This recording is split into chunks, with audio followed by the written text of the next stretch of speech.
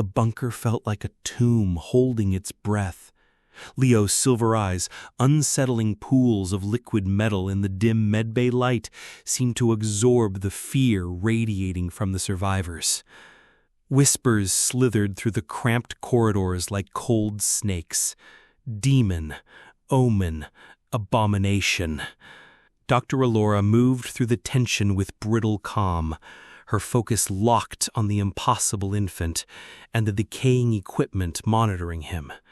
The scans told a story that defied biology. Brain activity flickering in patterns unlike any human newborn.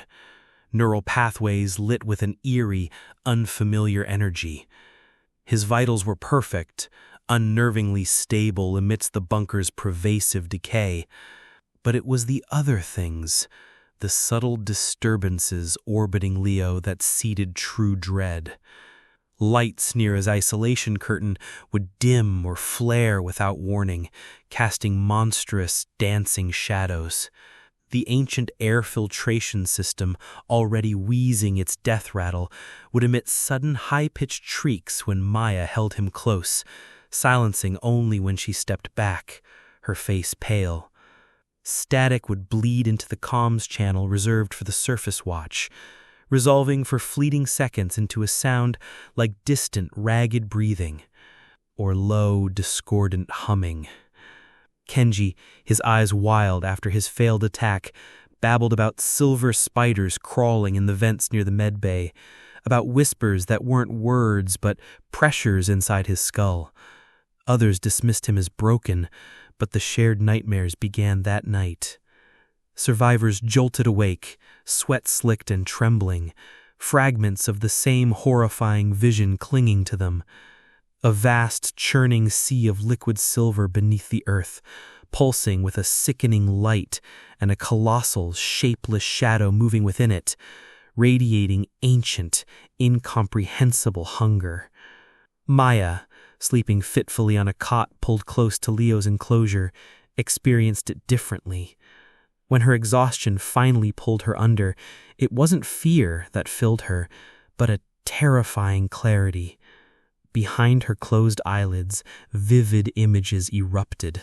Not dreams, but visions, channeled through the silent, watching child. She saw the infected outside the bunker's blast doors, not as mindless monsters, but as grotesque statues frozen mid-snarl. And within them, visible as if X-rayed, she saw the network of thick black veins. But now, coiled deep within the blackness, thin threads of shimmering silver pulsed with stolen life. She saw the ruined cityscape above, not as a graveyard, but a necrotic crust covering a sprawling, luminous web of silver light that burrowed deep into the planet's bones, converging towards a single, unimaginably vast source far below. And she felt it. A slumbering, alien consciousness, vast and cold, stirring in the depths. Leo whimpered softly in his sleep, his silver eyes glinting beneath barely open lids. Maya awoke gasping, the truth crashing over her like icy water.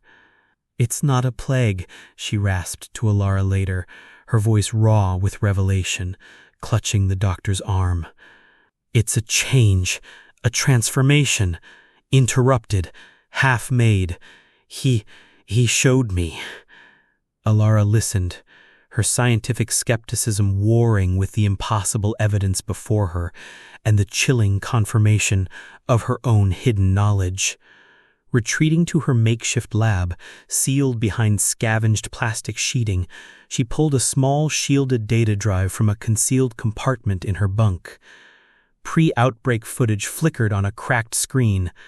Dr. Allura Vance, geomicrobiology lead, examining core samples drilled from near impossible depths. Her voice, younger, laced with awe and dread, narrated. Subject AR001, designation Argentum. Single-cell metallic organism, unprecedented atomic structure, exhibits latent energy signature. Integration potential with organic matter staggering. Origin unknown. Implications? The recording cut off abruptly. Alara's present-day hand trembled as she held a slide containing a minuscule sample of Leo's blood taken during his first checkup. Under the battered microscope, illuminated by a failing bulb, the answer was undeniable. Swimming amidst the red blood cells were minuscule, perfect spheres of pure, reflective silver. Argentum.